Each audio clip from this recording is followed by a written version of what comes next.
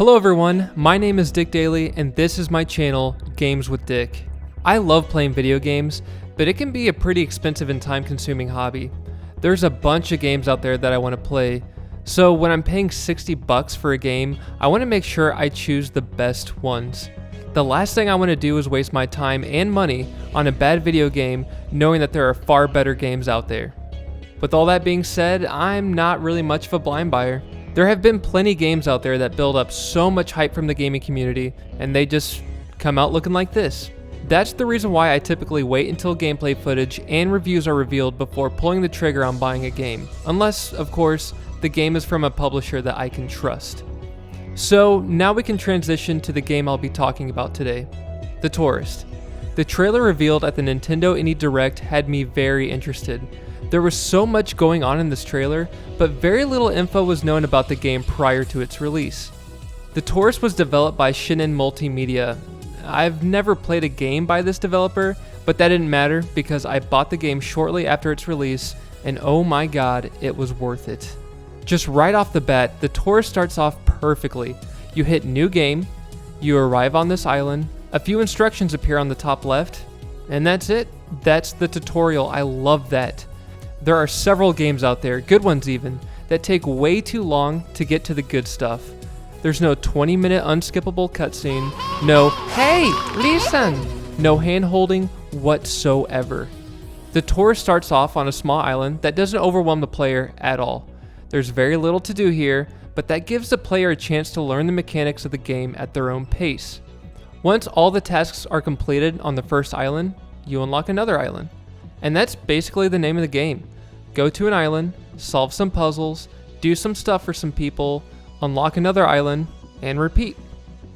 There are only about 8 islands to unlock, but there are a handful of missions that require traveling back and forth between multiple islands.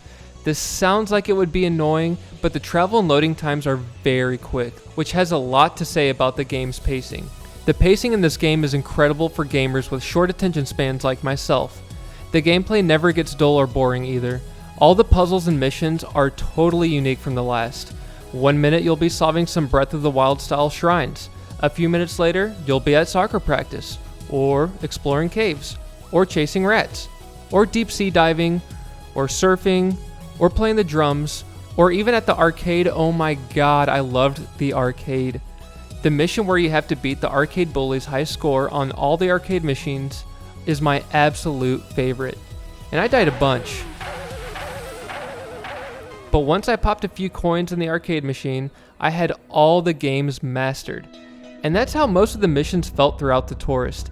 I feel like none of the puzzles are extremely difficult, but weren't meant to be solved on the first try. But the respawns are so fast that failing doesn't become stressful. Now that doesn't mean that some of the puzzles weren't annoying. I do have a few complaints. The Snake Temple boss was frustrating.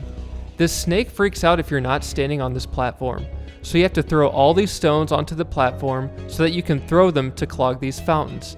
But if you miss one, you have to get off the platform, which means the snake will mess up all of your progress.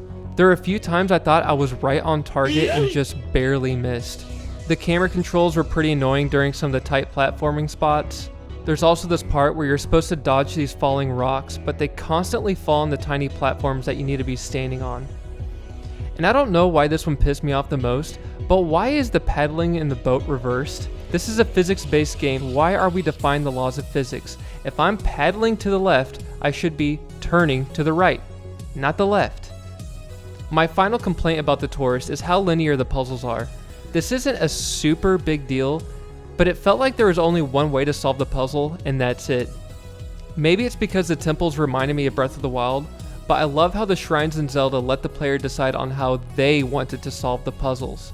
So I know I had a few nitpicks here and there, but overall, I really do love this game. It's just so charming. The graphics are amazing. I love the blocky, low poly graphics with the cinematic depth of field. It made playing around with the camera a lot of fun. Every puzzle felt different from the last, so the gameplay didn't feel mundane at all. Sure, there are a few annoying parts in The Touryst, but give yourself 5 minutes and you'll be on to the next mission. Even the dialogue with the characters felt humorous and charming without feeling too forced. And one of my biggest pet peeves in video games is how cryptic some of the puzzles can be. I hate being stuck in a game, being forced to look at a walkthrough, and finding out the solution makes no sense at all. Why? This was not the case with The Tourist. I never felt stumped or stuck on a puzzle once. The Tourist is a simple game. It definitely prioritizes quality over quantity. I would much rather play a game that perfects simplicity than an overambitious title that feels buggy and clunky.